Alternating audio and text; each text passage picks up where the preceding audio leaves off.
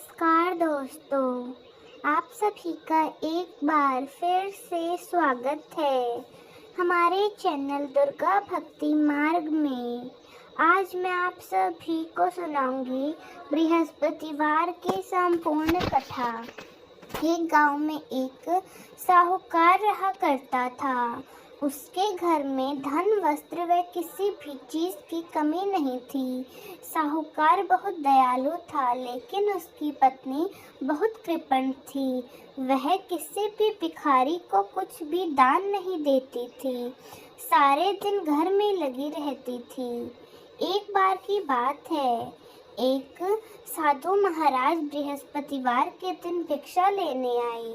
तब वह घर को लीप रही थी और साधु महाराज की ओर ध्यान नहीं दिया और साधु महाराज से बोली, इस समय मैं घर लीप रही हूँ, मैं आपको कुछ नहीं दे सकती, आप फिर किसी दिन आइए। साधु महाराज उस दिन चले गए और कुछ दिन बाद फिर आए और भिक्षा मांगने लगे। साहूकारनी अपने बच्चे को खाना खिला रही थी।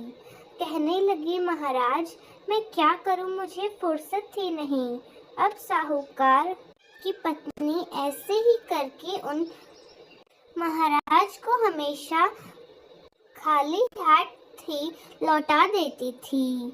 अब तीसरी बार महात्मा फिर आए तो उसने उन्हें टालना चाहा और कहा, महाराज मुझे फुर्सत ही नहीं रहती, मैं आपको भिक्षा नहीं दे सकती। तब साधु ने कहा कि जब आपको समय का अवकाश मिल जाएगा तब भिक्षा दे देना। तब वह बोली, हाँ हाँ महाराज, ऐसा हो जाए तो आपकी बड़ी कृपा होगी। तब साधु महाराज ने कहा, आपको एक उपाय बताता हूँ। बृहस्पतिवार के दिन सारे घर में झाड़ू निकालकर कूड़ा एक कोने में इकट्ठा कर लेना।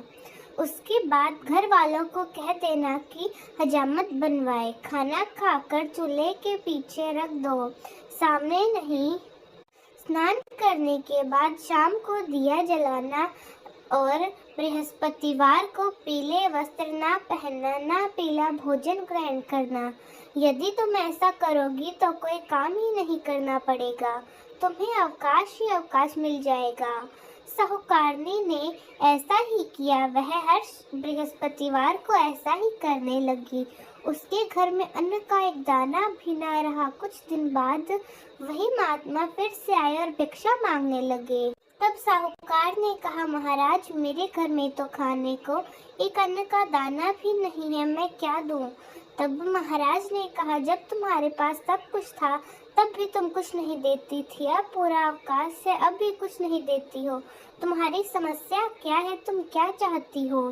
तब साहूकार ने हाथ जोड़कर महाराज से कहा, अब ऐसा कोई उपाय बताइए जिससे मेरे पास धन धान्य हो जाए। अब मैं प्रतिज्ञा करती हूँ, जो कहेंगे वैसा ही करूँगी। तब महाराज ने कहा, सुबह जल्दी उठकर स्नान करके गाय के गोबर से घर लीपकर तथा घर के मर्द को हजामत में करवाने दो और अन्न जल देती रहो तथा शाम को दीपक जलाया करो। ऐसा करोगी तो तुम्हारी सभी मनोकामनाएं पूरी होंगी, भगवान बृहस्पति पूरी करेंगे। साहूकारनी ने ऐसा ही किया।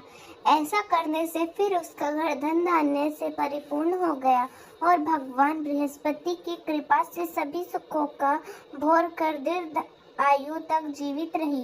तो दोस्तों, कैसी लगी आपको हमारी आज की यह कहानी? कमेंट्स में ज़रूर बताएं। धन्यवाद।